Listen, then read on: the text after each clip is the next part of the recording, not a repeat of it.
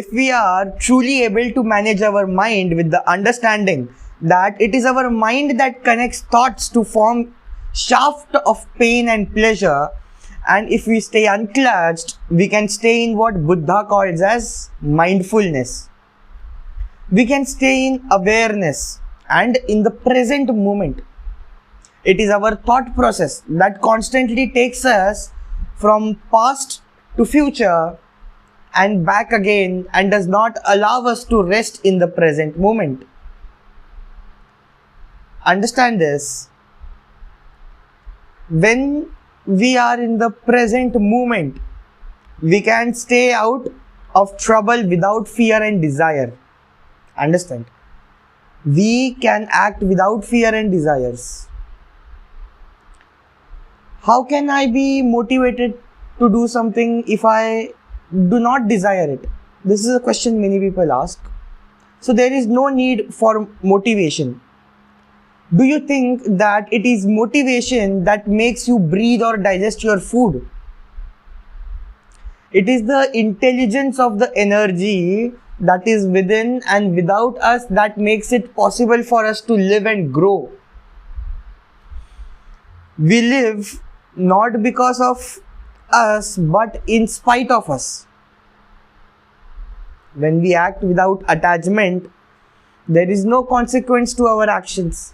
There is no karma arising from our actions. This is a deep thing we have to cognize. There is a beautiful verse in the Isavasya Upanishad, which is the Purna Mantra, which goes as Om Purnamadam Purnamidam Purnat Purnat Mugacchatai Purnamadaya Purnamaivavashishyate, which says, from the whole came the whole. If you remove the whole from the whole, only the whole remains. By very nature, we seek the wholeness. By very nature, we seek fulfillment in anything we do. Whether it is eating, drinking, jumping, reading, talking, sleeping, or meditating. In any activity that we engage, our being yearns to completely experience the activity and can be fully involved in it. Are we fully conscious of every action we engage in? Are we aware of every moment of our life? When you are not completely aware and involved in the action you are engaged in, your being remains unfulfilled in that experience. Understand? The unfulfilled experience remains inside you and keeps pulling you to do the action again and again with intensity to fulfill it. This is karma. Karma is the collection of unfulfilled experiences that stay in us and constantly pull us to fulfill them. Anything that we do and experience intensely and deeply will always leave our system. It will liberate us. Any experience that we did not go through completely, through which we did not have complete fulfillment, that did not get our full energy, attention, awareness, it remains inside us as karma. Even though we carry some karma, basically we are complete fulfillment, wholeness, as we say. So, any karma that has not been fulfilled cannot rest inside us for too long. It will try its best to fulfill itself. It will drive us again and again to go through the same activity so it can be fulfilled. Any desire, any experience which has not become complete in your system will remain as karma and push us again and again to make us to go through the experience, go through the same experience until it is fulfilled. We think, speak and do things without clarity, without fulfillment, and with deep ignorance. All these thoughts, words, and actions collectively contribute towards our karmic baggage, because none of them gives rise to fulfillment in us. When they do not give rise to fulfillment, our karma pushes us to somehow fulfill them. Our own thoughts, words, and deeds become our karma and drive us to reach fulfillment in some way. We have to understand this very clearly, that now you are here watching this video. This is all because of your past decisions. The totality of all these past decisions is your present moment. Now, applying the same logic, the totality of your present decisions will be your future. This is the essence of karma theory. The totality of all your past is the present, and the totality of your present is your future. The totality of all your past is the present. The totality of your present will be your future. The problem is that we make most of our decisions unconsciously. We take thousands of decisions unconsciously.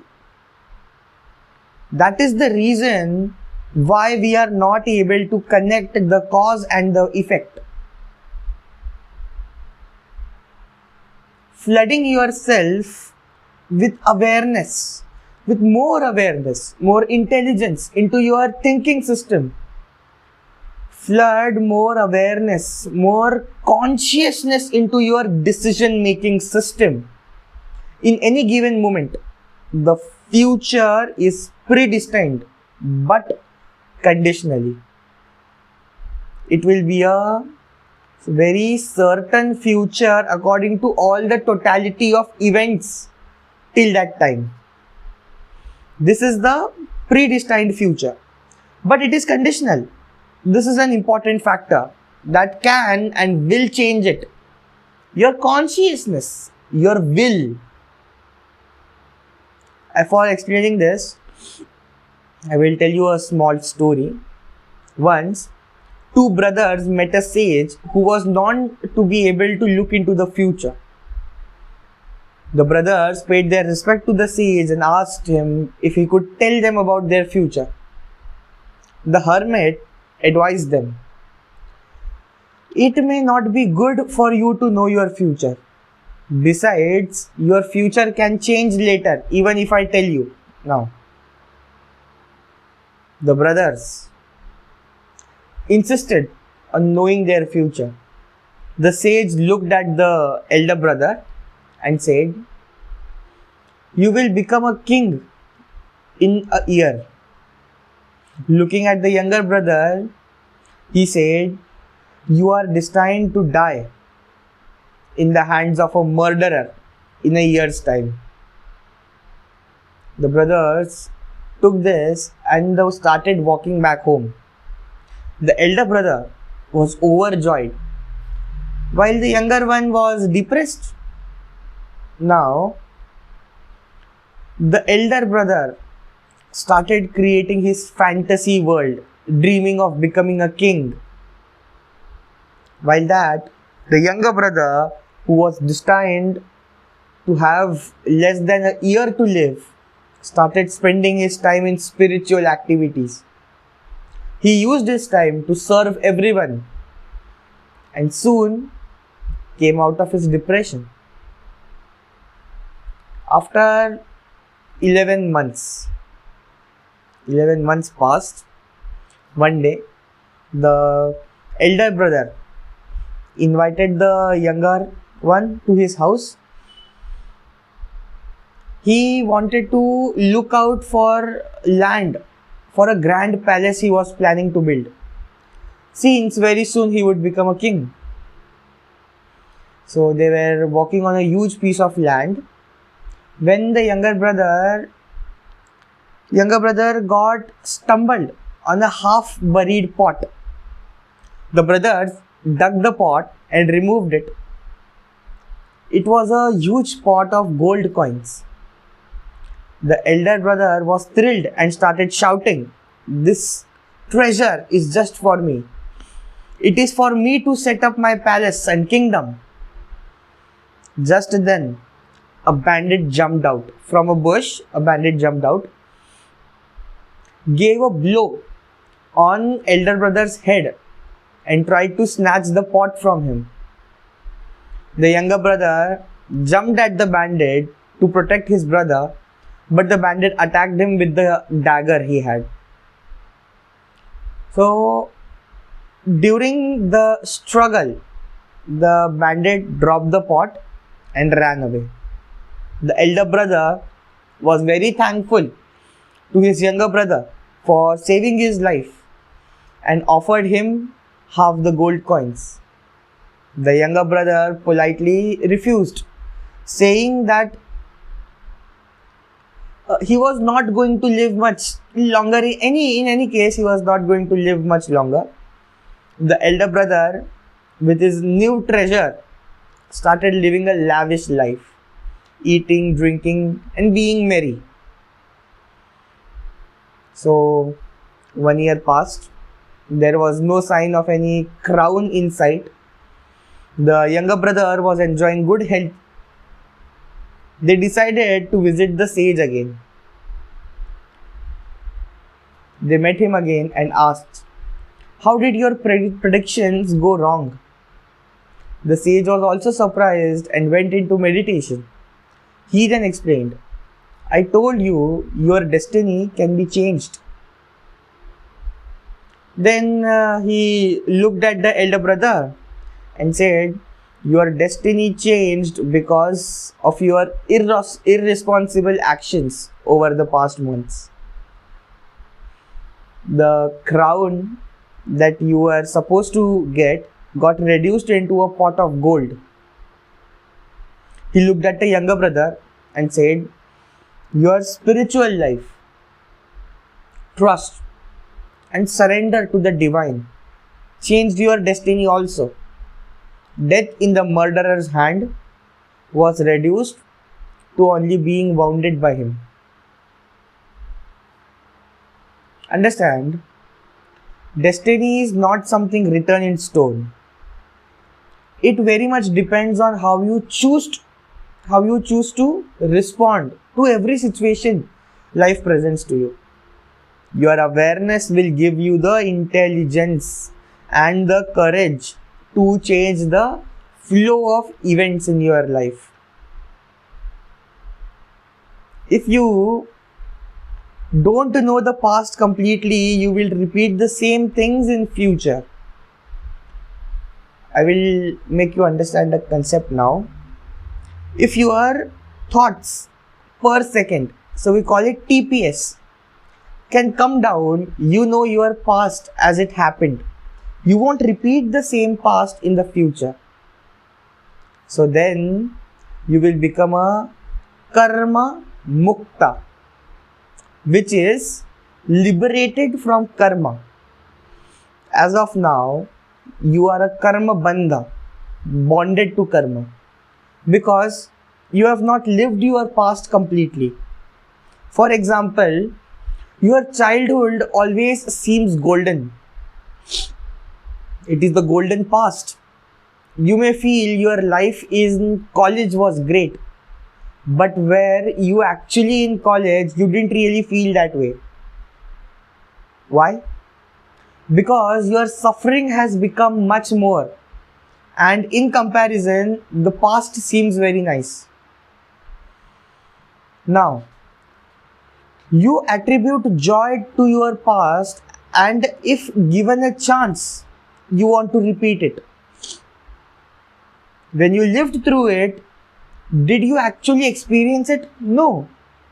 If you can relax in the present moment at 0 TPS for at least 11 kshanas, you will penetrate the time shaft. You can stay in 0 TPS for 21 kshanas. If you will stay for 21 kshanas, you will penetrate the time shaft and can alter the future. This is in your hands. All meditation techniques are ways to bring down your TPS so that you can penetrate the time shaft. It is important to understand the concept of Shana. There is no equivalent word in English language. So let me explain to you what Shana means. Shana is a measure of time. It is not a second or a minute as many people believe. No. The gap between two thoughts is one Shana. We are used to thinking of time in an absolute sense. But a Kshana is absolutely relative. The thoughts of every person and the rate at which they come in a person are dependent on that person. So, Kshana varies from person to person. If a person is restless and gets too many thoughts in a span of 1 second, his Kshana is shorter because the gap between two thoughts is less. If a person is calm and is like a meditator, he gets fewer thoughts in given span of time. So his Kshana is longer because the gap between two thoughts is more. Your life is nothing but the totality of the conscious choices that you take continuously. Whether you want to or not, whether directly or indirectly, you are choosing everything. Someone else does not choose. It is you who chooses. A small example can make you understand the basic truth. If somebody criticizes you, you choose to get offended. If somebody praises you, you choose to get flattered. Because of your habit, you may choose it unconsciously. It is not someone else who chooses it. It is you who choose. Because it has become your habit to think that someone else influences your decisions, you have forgotten that you are choosing. Every time someone criticizes you, you choose to get upset. Every time someone praises you, you choose to get flattered. It is nobody else's choice but your own. You can decide either way. When someone criticizes you, you can choose not to get offended, and you can choose to remain calm and relaxed. It is just your choice to feel offended or not. Understand? All your continuous choices, every minute put together, decide your life. If you don't decide and if you allow incidents to decide your life, you go into a mode of paralysis. Our lives as of now are nothing but paralysis. It is only when you decide to live your life without any outside events or situations or decisions being forced on you, you actually decide to live. As long as you don't understand life is your choice, your living is just a paralysis. There are three interrelated concepts: Vasana, Samskara and Karma. In Sanskrit, let's look into Vasana. Vasana is the seed of desire. For example, if you are walking and you happen to see a dazzling necklace displayed outside a shop, a desire arises inside you to possess it. This is Vasana. Now let's look into Samskara. Samskara is the plant that grows when the seed of Vasana sprouts. When you see that necklace again and again, the desire to possess it becomes stronger in you. When you feed the desire to possess the necklace, it is like supplying water and nutrition to the seed of vasana. The corruption that happens to the inner space is what we call as samskara or engraved memories. They are the memories that go and sit in your space and pull you to go through the same experience repeatedly. They pull you to do the same kind of actions repeatedly. They pull you to run through the same kind of thought patterns even if you don't want to. Those memories is what we call as samskaras. Any samskara that is operating in your conscious or unconscious layer is nothing but a hindrance to the fulfillment of your life. There is no such thing as a good or bad samskara. No samskara is good. An inner space filled with samskara is hell. An inner space without samskara is heaven. Do not try to classify samskaras as good or bad. A samskara by itself, by its very nature is negative. By its very nature, samskara is depressive. Anything done out of samskara will reduce everything to boredom or emptiness. Anything that happens with a deep understanding, just out of your pure inner space, always adds value to you. Anything done out of your samskaras adds more and more bondage to you. From your young age, we carry so many different samskaras. In so many ways, we accumulate them and also reproduce them. Samskaras do reproduce themselves even without any further action from our part. Yes, samskaras get strengthened in different ways. See, there are some samskaras that get strengthened only by your action or only by action. When you repeat the action, there are some samskaras that get strengthened just by receiving the information with regard to them.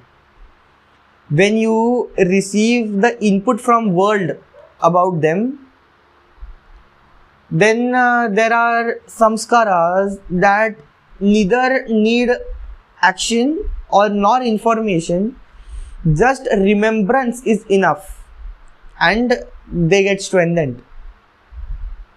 We collect these different levels of samskaras, engraved memories, and store them in our system, and then we expand them. Finally, when driven by the desire, you execute the action and it becomes the karma. The power of desire drives you into finally buying the necklace. That is action, the karma. Anything half done leaves a samskara, engraved memory in your being.